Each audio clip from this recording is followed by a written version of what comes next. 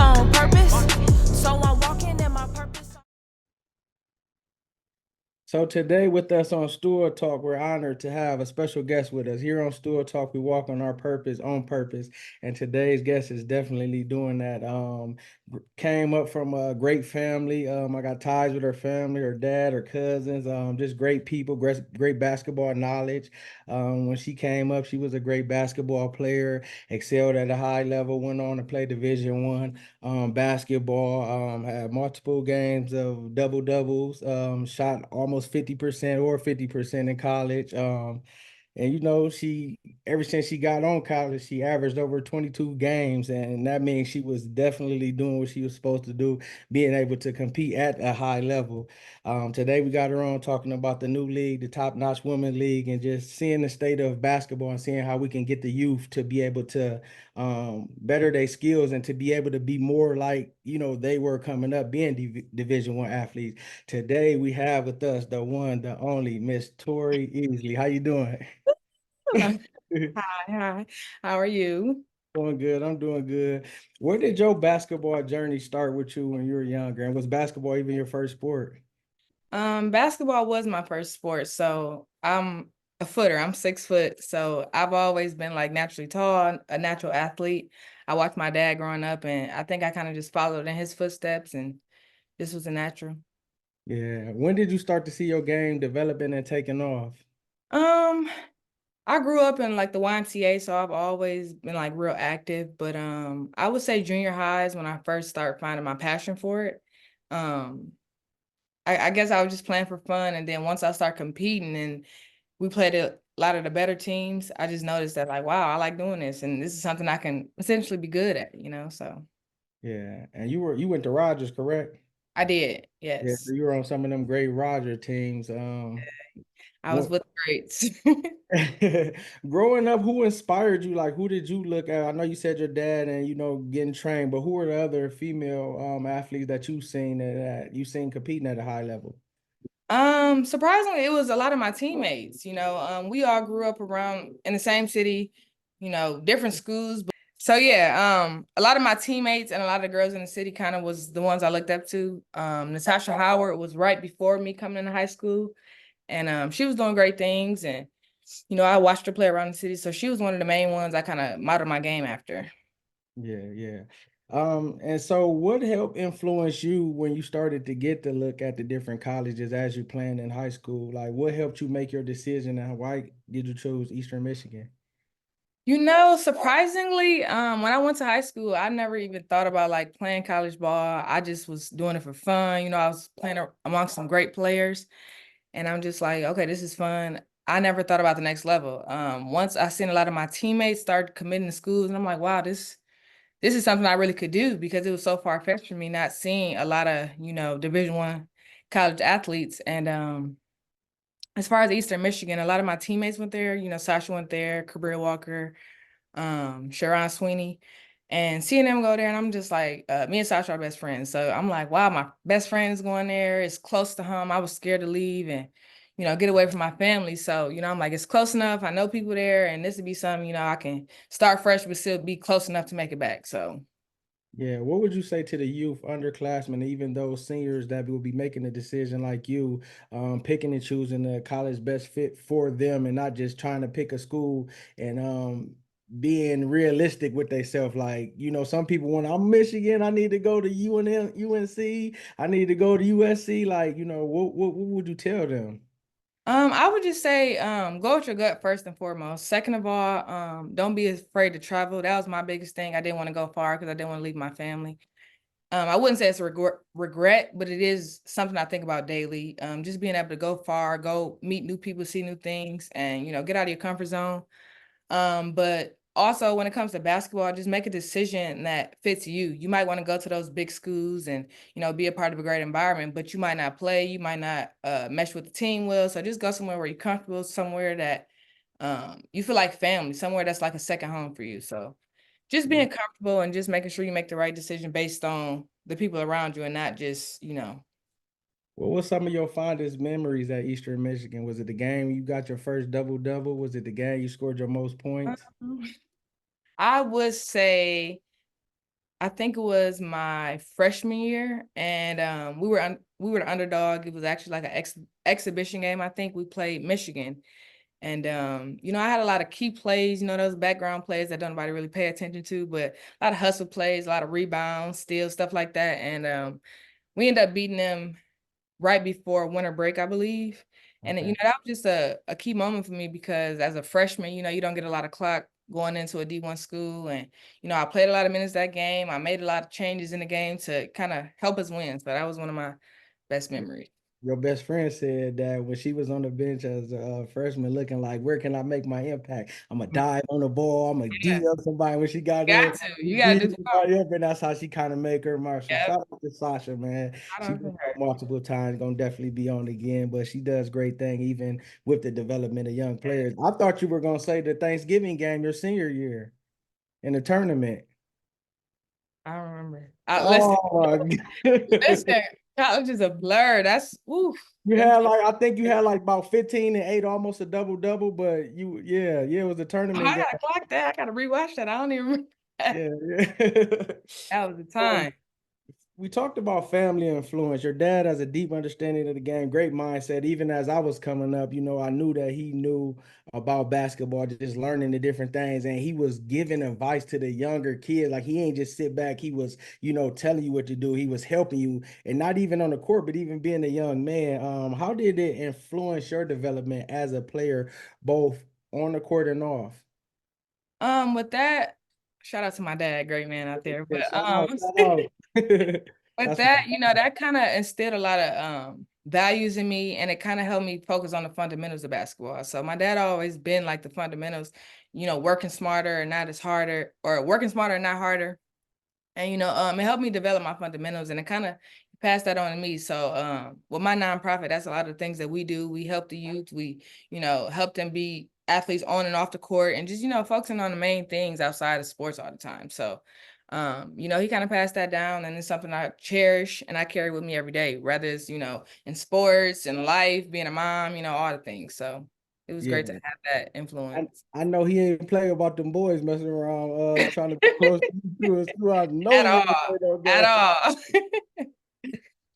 Connection to John Easley, played with him where he played under me when I had transferred and went to start my senior year for football. Okay. Yeah, so you know, I had the privilege of knowing him, and just being around him, silly, strong. This is Yeah. when he was athletic. I'm talking about jumping out the gym like he was I be on that hearing the type of stories. time. Yeah, he was That's on my that type uncle. of time. Yeah.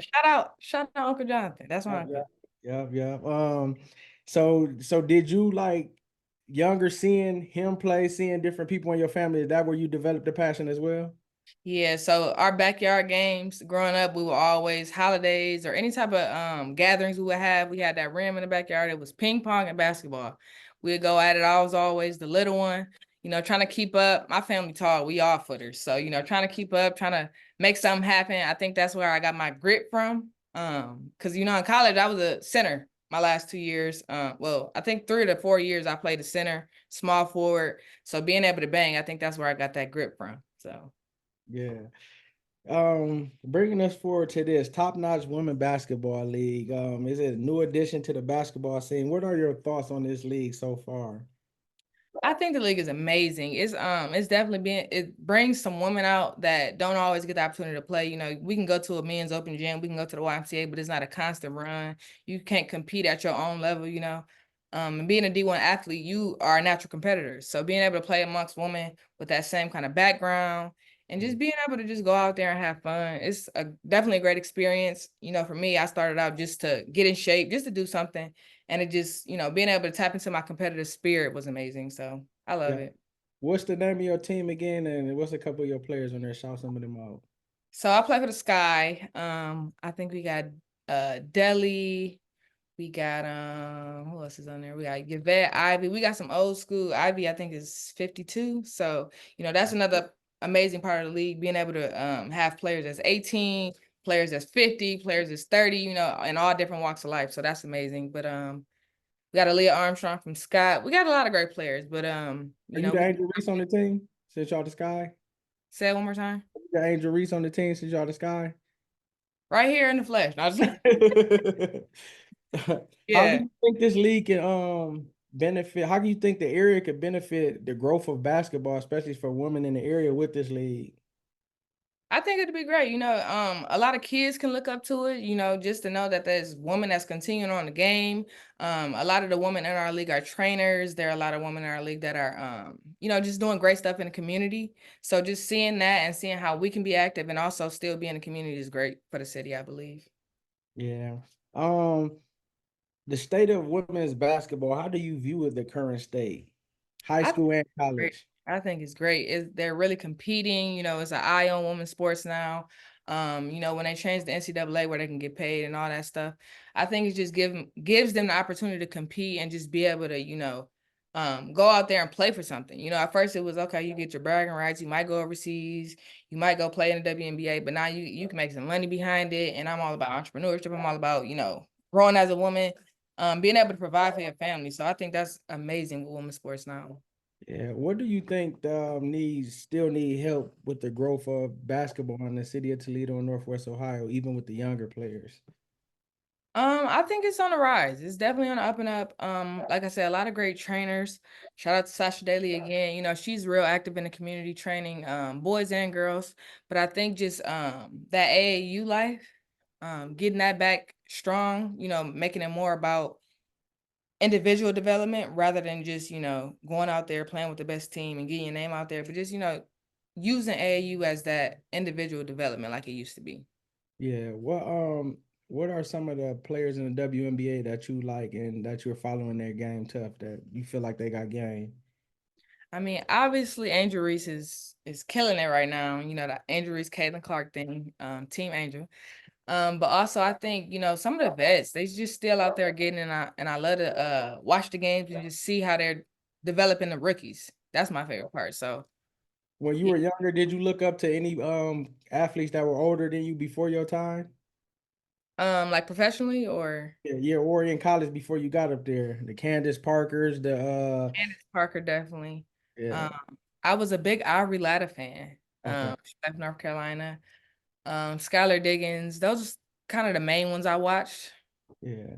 What advice to the young athlete? What advice would you give a young girl aspiring to play basketball today?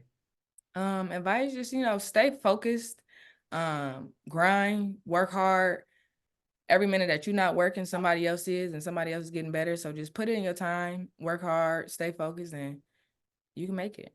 Yeah, future goals. Now that you're playing competitive, you're getting it in, you're playing in the league. What do you see yourself staying connected to the game? Do you think you're a coach, train, or you think you just do this for recreational purposes? Right now it's just recreation, but I think it is amazing. And I got an entrepreneur mind, so I'm thinking of ways to kind of make this league better, kind of sponsor it or do whatever I can do to help this league grow. I did coach for a little while. I coached at Jones. I kind of help out in the community when I can. But I think that this league or the Top Natural League, I think that's definitely something that's gonna help uh grow young athletes, women athletes. So I just wanna work to make that a better league too. So Yeah. So, how did this entrepreneurial and this mindset of being a businesswoman, how did that start for you? so entrepreneurship started early on for me, like from a kid. Like I always had to find ways to make money. Like I don't like know a lot. I was spoiled. My dad got me spoiled like a brat, but when it's no, I'm gonna find a way to get it. I'm gonna find a way to make it happen. So, early on, I was selling chips in school, selling candy in school, writing papers for money, doing homework for money. And that kind of just grew as I got older. I mean, even as a college athlete, I was working, finding a job, finding ways to make money, and just wanting what I want and finding a way to get it. And I've always been like real big with youth.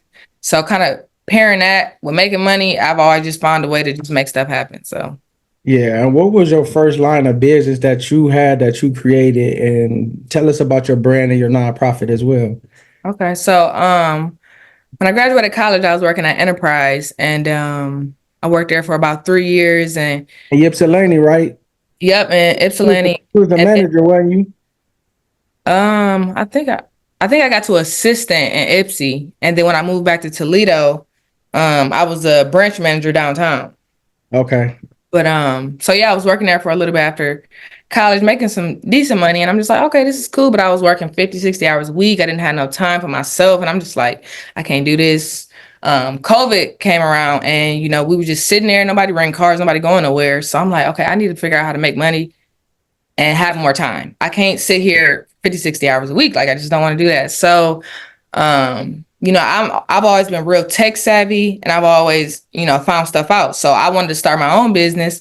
So I did all the stuff, started my own business, researched some stuff. And from there, I'm like, this is easy. Like, I can tell other people how to do this. And, you know, with business, I'm always like that. Anything you can't give away for free, you don't know enough. So I always like to empower myself and make myself knowledgeable enough so I can pass on this information. So, you know, I started a consulting company called Easley Ventures, where I would just help people start their own businesses, LLCs, nonprofits, graphics, marketing, all that type of stuff. And, you know, I got my first client and they paid me $1,000 for everything. They paid me to start the LLC, do all their graphics, do all that back end stuff. And, you know, I did it all and it took me like, you know, maybe 2 hours. And I'm like, I just made $1,000 in 2 hours. I'm not about to make that this week at Enterprise. I'm out. So, you know, I stayed there for like a month or two after that and then I left. And you know, ever since then I just been hustling, finding ways to make money, doing different stuff in the community. And, you know, I did event planning, a lot of different stuff. So yeah. Yeah. What do you have to offer, especially with a lot of people being on social media, with brands? Like you said, you did LLC. Do you do websites? Do you do branding? Do you help people edit? Like, what all can you provide? Do your brand provide? So when people ask me what I do, I literally say everything. Because if I don't know, I'm gonna figure it out. And you know, that's kind of how I gauge my business because you know, things that people ask me to do is not hard to figure it out. That's just how my brain works. So I do web design, I do editing, I do marketing, I do branding, I was on photo shoots for a minute, kind of just helping people build their brand and having something to put out there. But I kind of got away from that. I still do it, you know, if you know type of thing. But more recently, I've been focused on my nonprofit in which we focus on youth and mental health and empowering them in the community through entrepreneurship. So I kind of been focused on the younger generation and helping them, you know, find ways to make money and, you know, stay out the streets, stay in the community and stay active because I always tell them, you know, your network is your net worth. So even if you are in the sports, even if you are in a, whatever you are in the community, having that village of legacy, you know, having that village around you can empower you and help you do things you never thought you could. You know, just having somebody behind you is not about what you know, but who you know. So Yeah. How do you balance? Are you a mother, correct?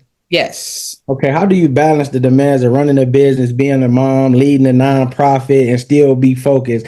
How do Tori take care of you? Do you have your time to where you get charged back up because you're pouring into so many people? You're a, you know, African American woman. You're a mother. You know, you're playing basketball. You're worrying about the youth. You know, I can even tell by I see it the way you talk about it that you got a heart for the youth. So I know you really pouring into it. So how do you stay balanced and make sure Tori is good?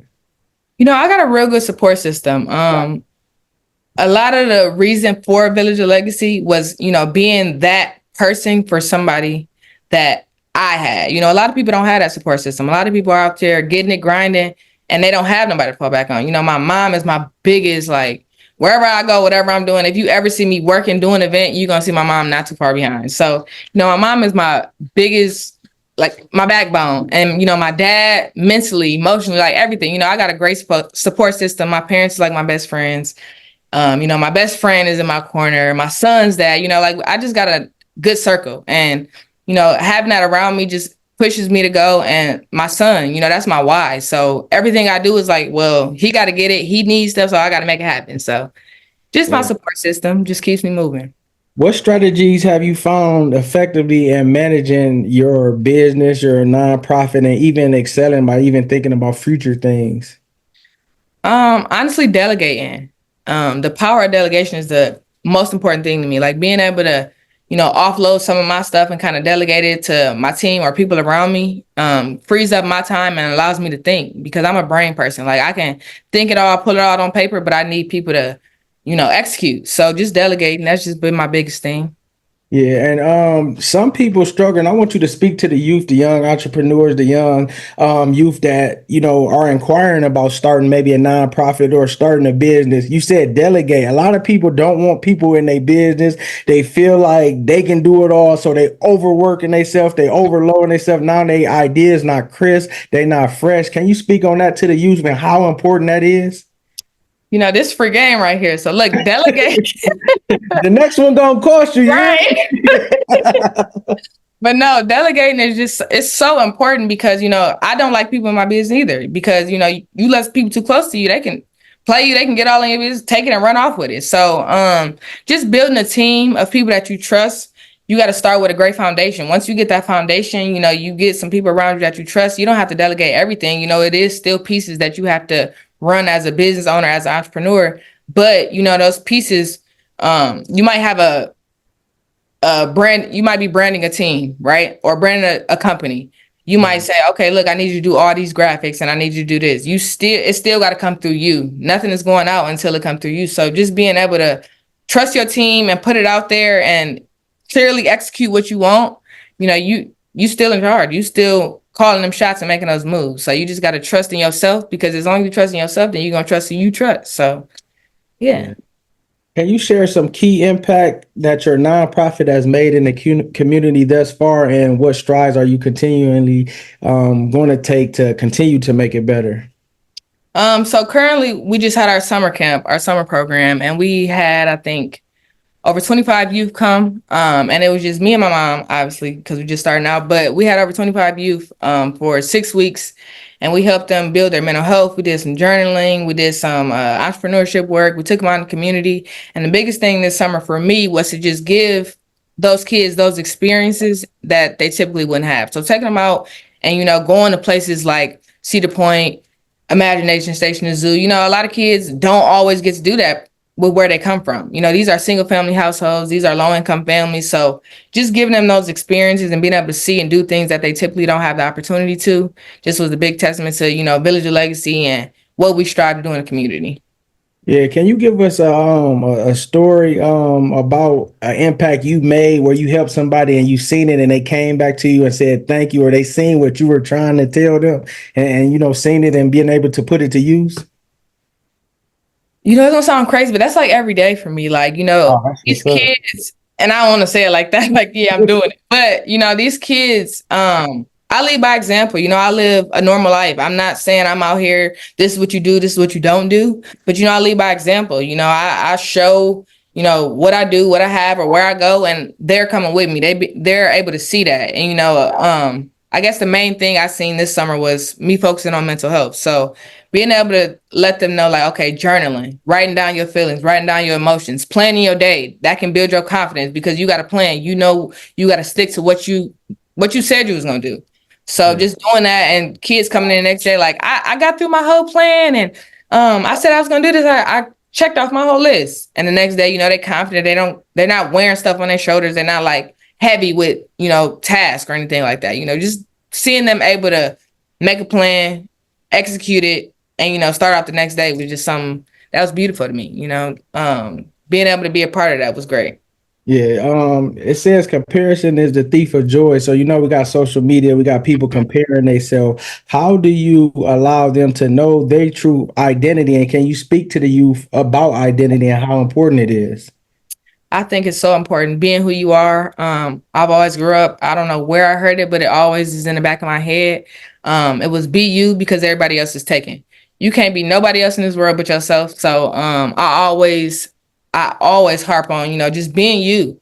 You might see stuff on social media, you might see people be a certain way, but if you don't fit into that shell, that's not you. You can't even be that, because that's not your makeup. You know what I'm saying? Like, so just being unique and being you. And sometimes being unique is the things that differentiates you from the people around you. So I always harp on being unique, having your own identity, and focusing on you. Yeah. What does faith mean to you, and how has it played an important role in your life as of right now, especially even with your business, your brand, and your nonprofit? Faith is so important to me. I stay prayed up, and I know it sounds so cliche, but faith is so important. You got to be able to believe in something to believe in yourself. So having that faith and trusting in God, and, you know, making sure my support system has faith in me just so I can have faith in them. So it's just really important. Yeah. How important is representing the entrepreneurial space, particularly in women of color? How important? Say it one more time. How important is representing the entrepreneurial space of women of color? I think it's important just because, you know, entrepreneurship is kind of a cool thing right now. You know, it's a trend. Everybody want to be entrepreneur because they don't want to work for somebody. But you know, you gotta have those workers and you gotta have those entrepreneurs because somebody gotta start these businesses, somebody gotta be the trailblazer. So I think it's important to, you know, stand up, be strong, be who you are, and run a business because, you know, it's not a lot of people that look like us that's running business. And when it is, you know, they don't always take us serious. They don't always put us at the forefront of these businesses or these opportunities. So being able to go out, be confident, be you, and make moves is empowering. So, you know, being able to have that face and show that to the woman around me, or even build groups of women like me or look like me, sound like me, do what I do is just something great in the community. Yeah. How do you think your success will influence the next generation of youth and even the ones that's involved in your nonprofit by them seeing you do it? Because it's one thing to hear, but them seeing the effect, because kids know, they know your heart, they see what you pour into them. So as them seeing you, what impact are you hoping that is going to make with I them? I just hope they see what we do, and see that it's people that care about them, and hopefully that our program and our nonprofit empowers them.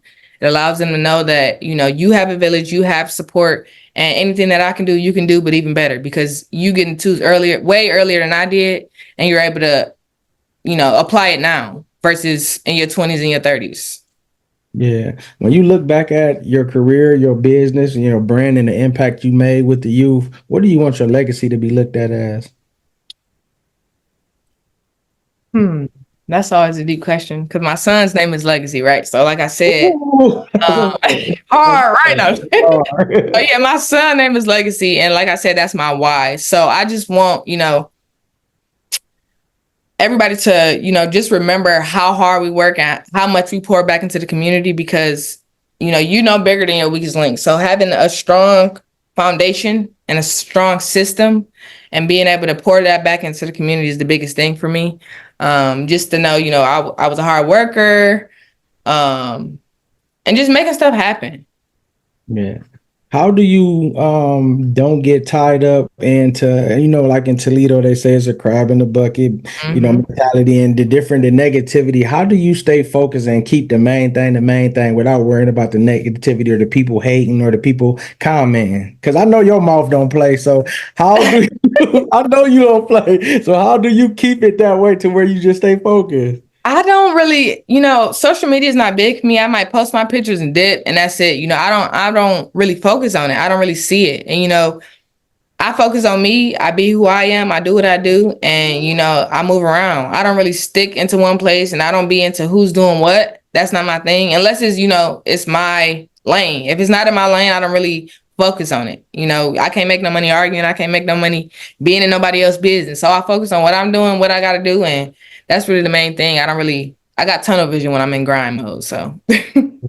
What are a couple common signs of mental health struggles that you can see in young people and that young parents or even young mentors need to be looking out for?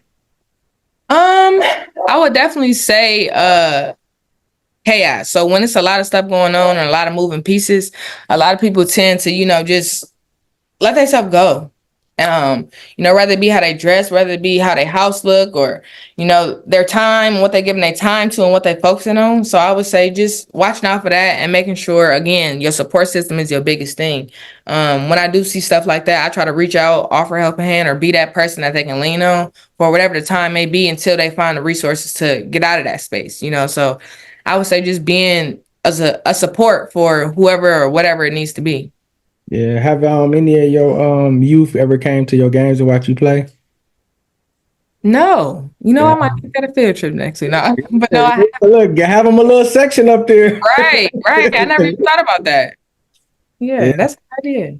What are some healthy coping mechanisms that you can teach the youth to handle depression, stress, or even anxiety? Breathing techniques and journaling. Journaling has been one of the biggest things. My son is 2, and the biggest thing for me after postpartum was finding myself and getting back to me. And the biggest thing that helped me was journaling, just writing it down, being able to reflect, being able to see like, okay, boom, I was here last month. I'm not feeling like that anymore. I'm not thinking like that. I'm writing positive stuff now. I'm moving in a different way. So just being able to reflect on my journaling was a big thing for me. So I think it's very helpful. Yeah. Do you offer like help for the youth to be able to get jobs, get employment, and get them the resources to be able to go out and get jobs? Yeah, so I partner with a couple different organizations in the community, and what we do is we help kids find jobs. So me, I'm a hustler. I do events. So we got these big bumper bars, and where you like blow them up, you get in, and you kind of run into each other. So I kind of I'll pay my youth to come blow up and clean all the balls up before the event, or facilitate the events, or set up cones. We'll do like face painting, and they'll help me with the supplies, unloading and dropping off, picking up stuff like that, or even just getting in the community and doing cleanup. And I'll give them like a stipend or like a gift card or something like that. So keeping them busy and keeping them paid is one of the main things that kind of help them stay active in a program and keep their mental health strong and being able to focus on the next venture. Yeah. Do you teach them financial tips and about handling money and being able to Yep. save and different things like that? Yep. One of the biggest things we focus on is credit building and all that kind of stuff, because a lot of people don't know about credit. Credit is so foreign to the inner city youth because it's like cash and money, and people see videos and social media and they're like money, money, money, but they don't realize the importance of credit and how you can get your own money off somebody else's money with credit. So I teach that. That's like one of our main points of our financial part. Yeah. What are your short-term goals for your nonprofit and long-term is for the youth as well? Short-term goals, I would say short-term goals, I would say would be just building our foundation, getting more kids and getting our main set of youth, just so we can use them as an example and say, hey, I started in this program, I grew in this program, and, just helping them be advocates for what we do. Long term, I just want to see my legacy continue to be built, and just, hopefully we can spread into other cities, other areas, and help more youth. Yeah. Whatever comes to your heart, can you speak something positive to the youth? Um, I would just say be unique, be who you are, and be real. A lot, a lot of people, they stuck in this social media kick right now. But it's okay to be unique and it's okay to be you. Yeah. And I love the name because it just keep making me think it takes a village to raise a child. Exactly. So that's how I see it correlates to everything, and just to hear your passion. Like, do you are you able to allow other people that's passionate in that area to help you and to be able to let them to be able to use their gift and what God gave them about their love and desire to help the youth? Yes. Yes. I'm always looking for different organizations to partner with. Right now it's a lot of back to school events, so many in the city right now. So I try to just go out and help those different organizations and let them know, we're here, we're part of, whatever needs to be done to be great. So I love partnering with different organizations. I love getting people that want to come help, want to come talk, want to come offer their gifts, whatever it is. Just because, again, that village is what makes us us. That having that foundation of people that can be a resource either now or in the future for our youth, for our participants, for our staff, our volunteers, anybody. This is a family ultimately. These are people that come from the same place that we come from, look the same way that we look, and being able to offer those resources, those words, those encouragement, that support, whatever it may be, is the whole point of Village of Legacy. Yeah, last couple questions we get you out of here. How can people donate? How can people help you to give you the resources or even to just pour into your business, a brand for the youth? The biggest way to reach me is just my social media. We have Tori Easley on Facebook, villageoflegacy.com, Easley Ventures, Toledo Bumper Ball. These are all my social media. So if you look up any of those, you can find me, you can donate. Just reaching out to me. I love to talk to people. I love to connect with people. Networking is my biggest thing. So like I said, network is your net worth, and I can't help people if people don't help me. So just reaching out to me directly is the best way. Yeah, how do your mom and especially your dad feel about you just seeing you blossom, seeing you come into the woman that they trained you and brought you up to be, and seeing you giving it right back to the youth? How does that make them feel? What does family mean to you as well? I think it's great. Like I said, my parents are my best friends. So, my dad, he has a agency for people with developmental disabilities, and I kind of do the back end for that. That's another one of our businesses. So, entrepreneurship is in our family, it's in our world. My mom does catering; she has Grammy's Grub. So we all doing something, and that big, I guess I would say them having their own business, me having my own business, kind of trailblazed for them too, because they were young parents. They had me at I think 20, so they didn't have a lot of knowledge that I have at this age, and being able to show them like, look, this is all you got to do, and giving them resources and helping them along the way on their entrepreneur journey is kind of just great. It's building our legacy, building our generational wealth, I guess I would say. So I think it's great. I think they're proud of me, and that's my biggest goal, to make them proud and hopefully retire them soon and make it happen. Yeah, and I'm proud of you as well because you're giving back, and that's what the community need. All the negativity you see, you barely hear and see different people that not for the people extra, but really making an impact, and that's what we do. We highlight and we spotlight different people's journey so you can see, the impact, and you can even get people to be able to see what you're doing, recognize, and even the people that need the help can come to you and get the help, and the people that see what you're doing that want to, bless you and pour into you can do that as well. Yes, Yeah, yes. so we thank you. We spotlighting you for your business, for your nonprofit, and just your love for the youth. May God continue to bless you. May He give you peace in your mind, a peace that passes all understanding. May He strengthen you. May He speak to you and give you the ideas, the wisdom, the knowledge to be able to have new ideas, create different things, and to be able to do the things that you need to do. May you have favor in your brand. May you have favor in your life. May the favor of God just continue to be inside you so you can pour into them, and may you just be blessed and may your steps be ordered. Thank you. I appreciate it. Yeah, Thank you so it's much. been fun.